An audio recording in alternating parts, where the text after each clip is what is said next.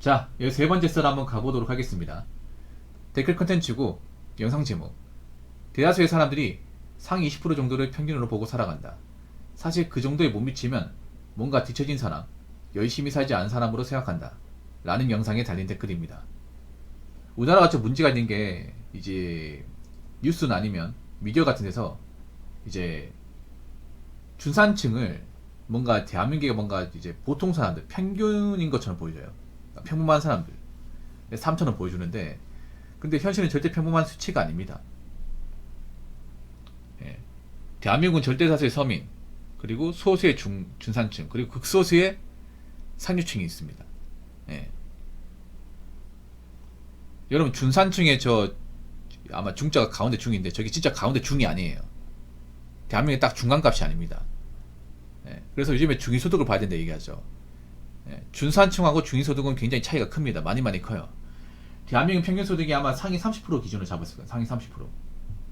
그 중간값이 아닙니다. 우리나라 평균소득하고 중위소득은 격차가 심합니다. 아마 평균소득은 355만원 정도 나와요.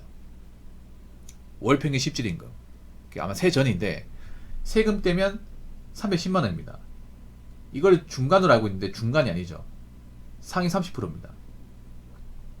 왜냐하면 평균소득이 보면 뭐 돈 많은 사람들 다 들어가거든요. 다 들어가서 평균을 올려버려요.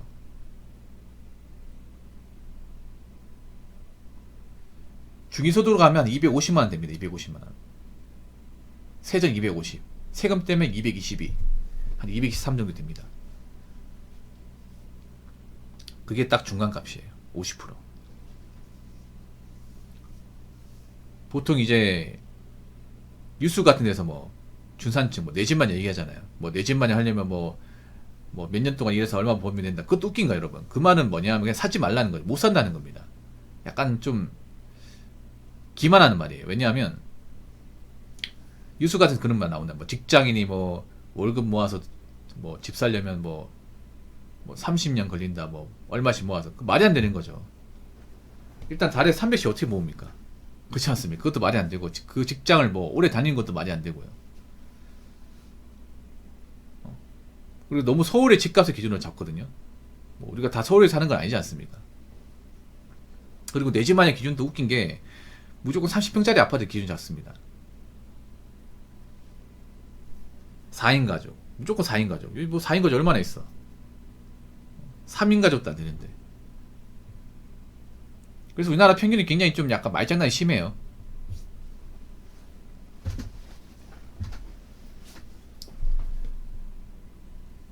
상위 20%를 평균을 보고 살아간다. 뭐 얼추 맞는 말이죠 이게. 그러니까 저게 중간이 아닌데 중간값으로 받아들이는 사람들이 많아요. 예, 중간값이 아닙니다. 객관적 상위층이 상위층. 사실 그 정도에 못 미치면 뭔가 뒤처진 사람, 열심히 살지 않은 사람으로 생각한다. 그런 것보다 우리나라 사람들이 뭔가 좀 눈이 높아요 이게. 예, 눈이 높습니다. 지금 일반적인 서민들이 좀 망가지는 이유가 뭔지 아세요? 뭐냐하면 원래 뭐 좋은 자동차를 탄다거나 여행 가는 것들이 원래는 중산층 이상급들이 누리던 것 중에 하나였습니다. 그렇죠 여러분? 원래는 상류권들의 사유였어요. 예, 돈을 많이 버는 사람들의 어떤 문화생활이나 이제 그런 여유로움이었는데 지금은 서민들도 이걸 똑같이 누리려고 그래요. 그러다 보니까 돈이 안 모여. 자산이 없어요 이게. 사실 그 정도에 못 미치면 뒤처진 사람이 아니라 저걸 억지로 따라가려고 돈을 많이 쓰고 구색을 맞추니까 정말 뒤처지게 되는 거죠. 왜냐하면 돈을 모아야 되는데 그 모아야 할 돈을 자꾸 이제 문화생활이나 남들 비위 맞추는 돈을 쓰다 보니까 정작 자산이 늘지 않는 겁니다. 지금 보면 그렇잖아요.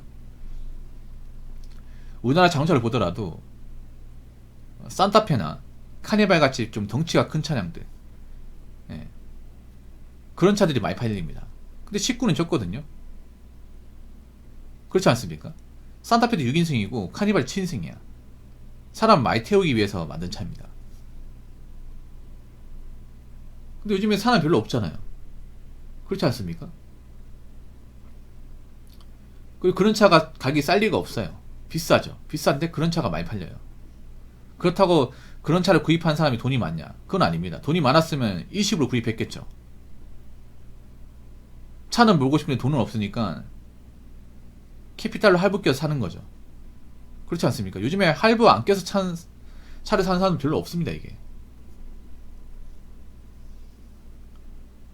전액 할부로 구입한 사람도 많고. 능력이 좋아가지고 그렇게 사는 걸까요?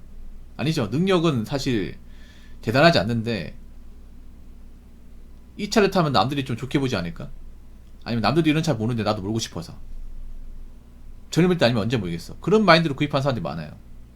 그러다 보니까 차 이제 할부금, 이자에다가 뭐 기름값, 보험료 내가면 차에만 드는 돈이 많이 나가서 돈을 모을 수가 없죠, 이게. 오히려 난 그렇게 생각해. 뭔가 평균 수치를 많이 올리다 보니까 사람들이 저 정도는 해야 된다고 인식하다 보니까 소비도 많이 늘어나고, 그 늘어난 소비 때문에 정작 자산 늘지 않는 거예요. 부채만 늘어나고. 아니, 자동차를 할부로 사는 것도 부채지 않습니까? 그렇지 않습니까? 빚으로 사는 거잖아요. 갚아야 되지 않습니까? 제가 말씀드리고 싶은 거는, 사람은 각자 능력치나 이제 허용할 수 범위라는 게 있어요. 거기에 맞게 살면 돼. 거기 넘어가잖아요. 넘어가는 순간 버티지 못합니다. 자, 댓글 한번 읽어보도록 하겠습니다. 한국인들이 생각하는 중산층은 20%다니 10% 이내예요. 30평짜리 수도권 아파트, 2000cc 중형차, 안정된 직장, 월소득 650만원. 이건 무조건 10%인걸 중산층이라고 포장하니. 뭐 이런 말인데, 네, 맞습니다. 특히나 우리나라 보면 내 집 마냥 보면 약간 서울의 아파트 기준 잡거든요. 서울의 아파트 빚 없이 가지고 있는 것만으로 엄청 대단한 거 아니야? 여기서 말하는 수도권 아파트는요, 그냥 수도권이 아니라 이제 노른자 땅의 수도권 아파트, 뭐 수원, 광교나 이제 아니면 이제 분당 뭐 이런 데 얘기할 거야 아마. 뭐 30평짜리면 10억 넘겠죠. 이런 아파트를 이제 대출금 없이 소유해야 중산층입니다. 대출금 없이. 근데 과연 그런 아파트 사는 분들 중에 대출금이 없는 사람들이 얼마나 있을까요? 대출금 없는 사람이 없다고 생각하시면 다 있어요, 다. 워낙 집값 비싸니까. 그런 아파트 현찰을 어떻게 삽니까? 대출금이 많이 있어요, 많이. 네, 많이 있습니다. 그 갚아 나가려고 하면 굉장히 버거울 겁니다. 근데 여기서 말하는 이제 수도권 아파트는 대출금 없는, 부채가 전혀 없는 아파트예요. 아마 수도권에 그런 아파트를 가진 사람도 많지 않을 겁니다. 정말 많지 않을 거예요. 지금 아마 수도권 아파트 이제 사는데 대출금만 4, 5억씩 있는 사람들도 많을 겁니다. 근데 그거 이제 금리가 올라가서 원금이자 갚아 나가려고 하니까 버겁죠. 거기다가 뭐 회사 사정이 안 좋아져가지고 희망퇴직 받고 나가게 되면 이 아파트 어떻게 갚습니까? 2000cc 중형차면 이제 K5나 소나타죠. 네, 그런 차들. 이런 차도 이제 할부가 없어야 돼. 그러니까 부채가 없는 아파트, 부채가 없는 자동차예요. 근데 둘 다 부채가 있어요, 여러분. 여러분 주변에 뭐 아파트에 살거나 그 자동차를 이제 신차를 구입하신 분들 보면 물어보세요. 할부가 있냐 없냐? 대출금 있냐 없냐? 대출금 없는 사람 찾기가 힘들어요, 여러분. 다 있어요, 여러분. 둘 다 있어요, 이게. 그럼 여기에 포함되지 않는 거죠, 중산층에. 그렇지 않습니까? 우리가 알아야 될 게, 무조건 이제 뭐 신축 아파트 산다고, 중형 세단을 본다고 그거 다 무조건 중산층이 아니에요. 여기 말한 기준들은 부채가 없어야 됩니다. 부채가. 빚이 없어야 됩니다. 근데 여러분 한번 생각해 보세요. 여러분 주변에 아파트 사람들 중에 부채 없는 사람 없어요, 여러분. 없습니다. 자동차도 할부금 없는 사람 자체가 없어. 그러면 중산층에 포함 안 되는 거야. FM대로 잡으면 중산층도 얼마 안 됩니다, 여러분. 신축 아파트 사는 사람들 중에 얼마 안 돼. 그건 빡신 겁니다. 거기다가 소득이 650만 원이면 아마 세금 떼고 650만 원이니까요. 세금 떼고. 그 연봉 1억이에요, 연봉 1억. 연봉 1억은 지금 대한민국 직장인 중에 5% 수준이에요, 5%. 급여 소득자 중에 보통 한 대기업 부장 정도 돼야 만질 수 있는 돈이에요. 그러니까 말도 안 되는 수치죠. 어떻게 보면 이 어떻게 중산층이야 여러분, 안 그렇습니까? 빚 없는 10억짜리 아파트에다가 대출금 없는 중형차에다가 연봉이 1억, 거기다 이거 하나 빠졌네요. 이게 하나 빠진 게 뭐냐 하면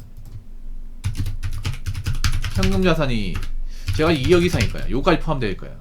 예, 요거까지 포함해서 중산층. 근데 이게 어떻게 중산층이죠? 이게 그러니까 여기 보면 자, 부채 다시 한번 얘기하자면 부채 없어야 돼요.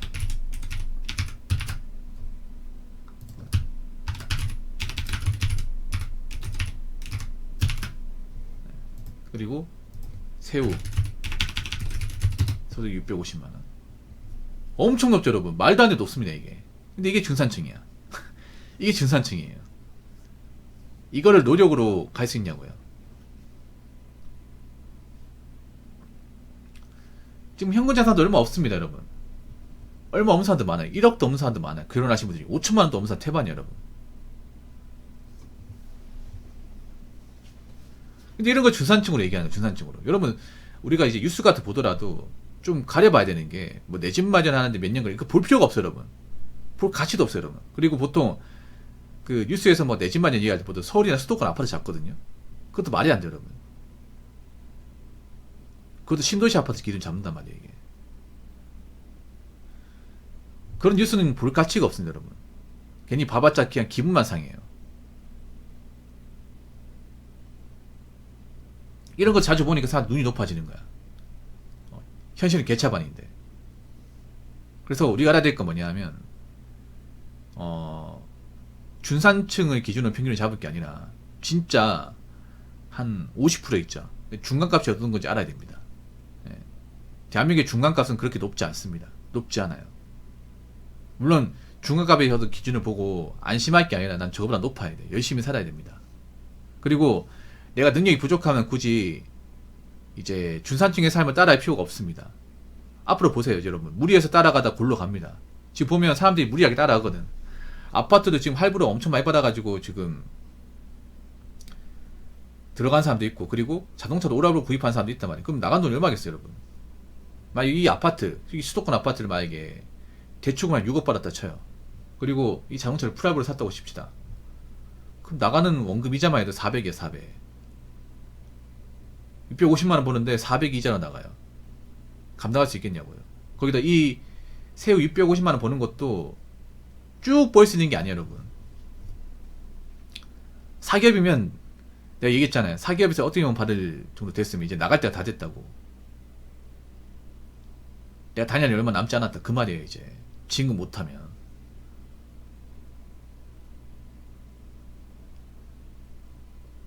그래서 이 월급 받는 순간이 되면 난 이제 얼마 안 남았다는 겁니다. 어떻게 보면. 마냥 좋을 게 아니라는 거죠 이게. 그래서 여러분 계속 구색 맞추려고 남들 따라하려고 무리하지 마십시오. 그러다가 앞으로 자빠진 사람도 많을 겁니다. 사람은요 자기 능력치를 좀 객관해서 그 범위에 맞게 순리대로 살면 됩니다. 괜히 오버하지 마시고. 그리고 남들 눈치 때문에 남들한테 꿀리지 않으려고 뭐 여행 가거나 차 사거나 그렇게 좀 구색 맞추려고 하지 마세요. 아시겠죠?